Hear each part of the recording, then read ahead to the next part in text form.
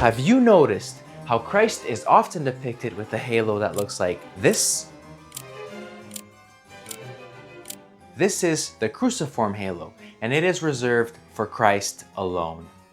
What does it communicate to the observer?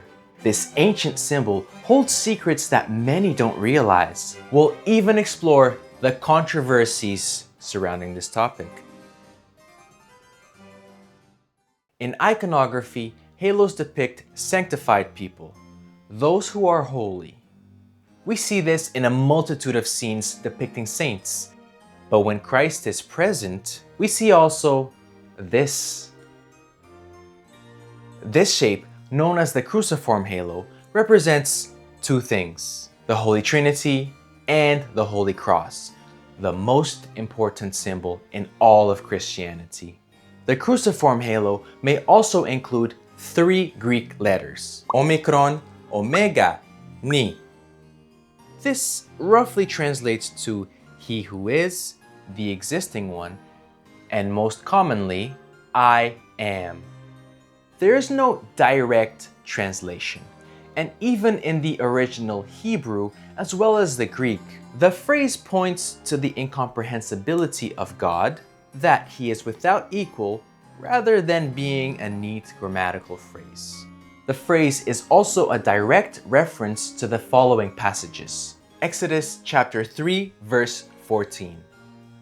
For context, God reveals Himself to Moses in the form of a burning bush and sends him on a mission to Egypt to retrieve his children from the tyranny of Pharaoh. Moses, knowing the people would ask him who sent him on this task, asks God what he should tell them. God gives the response: "Tell them that I am is the one who sent you." This tells us that God simply is. He cannot be defined nor confined. He never began and He will never end. God simply exists. I am. The wording shown in iconography comes from the Greek text. Stick with me, it'll make sense soon. The verse that directly connects Christ to the cruciform halo is John chapter 8, verse 58. Most assuredly, I say to you, before Abraham was, I am. Then we see that the tried to stone Christ for saying this. But why? Is it because of poor grammar? It's because they know that He was putting Himself on the same level as the I am who spoke to Moses many generations ago. Before Abraham existed, Jesus already was. With that sentence, He claimed to be God. Setting Exodus chapter 3 and John chapter 8 next to one another, we can see that the Messiah is making the same declaration. To Moses, God says, Ego eimi oon, or I am the existing one. And to the Jew, God says, Ego eimi, or I am. He is claiming the identity of the one who spoke from the burning bush. This is why the Jews wanted to stone Him. Many icons of Christ show Him holding the Word of God, either as a book or a scroll, which may display the Greek letters Alpha and Omega, which point to the verse Revelation chapter 1, verse 8. I am the Alpha and the Omega, the beginning and the end, who is and who was and who is to come, the Almighty. It conveys His eternal existence, and that's why we see Alpha Omega in some of the icons. Were you already aware of this connection? I'm curious to know how many people knew this stuff, so comment down below and let me know. Now that we know the meaning behind these symbols, we can look at their earliest depictions in iconography. Unfortunately, there have been conflicts known as iconoclasm. These were a series of disputes that divided Christians into two groups: iconodualists, those who defended icons, and iconoclasts, those who actively sought to destroy them. The iconoclasts controlled the Roman Empire for a time, and as a result, Many early icons were destroyed. So we may never know exactly when the first depictions of the cruciform halo started appearing. Let's divide the cruciform halo into three categories: the cross with the on, the alpha and the omega, and the cross within the halo. Cross with on. The earliest discovered example of the halo, including the on, are from Egypt in 1130 Anno Domini. This motif is called Christ in Majesty, where we see him in his heavenly throne surrounded by his heavenly hosts. One hand raised, blessing or teaching, and the other one holding the word of God, the Bible. Another is from Nubia around 1150.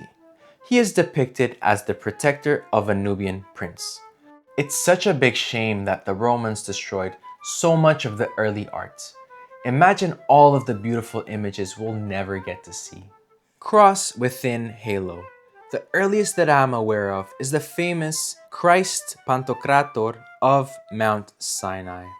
In his halo, we can see the cruciform shape, and although it does not have the oon, one can still make out the ornaments, types of what is to come in future generations.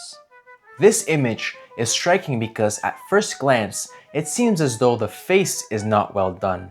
But when the two sides of his face are mirrored, something interesting happens. It is speculated that this is a depiction of the two natures of Christ, fully man and fully God. And the oldest image applicable to this list can be found in the Comodilla catacombs. This is the oldest image known, showing the Alpha and Omega. Do you prefer the simplicity of the early cross, the Alpha and the Omega, or the Oon? Which one is your favorite? Let me know in the comments. There is yet another halo associated with God, and it has plenty of disagreement surrounding it. I'm talking about the triangular halo, which is often associated with God the Father. The dispute isn't the halo itself, but rather many believe that the Father should not be depicted as per these verses. John chapter 1 verse 18. No one has ever seen God, but the one and only Son, who is himself God and is in the closest relationship with the Father, has made him known. Exodus chapter 33 verse 20. You cannot see my face, for no man shall see me and live. This highlights the transcendence of the Father's full presence, which is beyond human comprehension. In contrast, images of Christ are permissible because God the Son humbled himself to become visible in the flesh.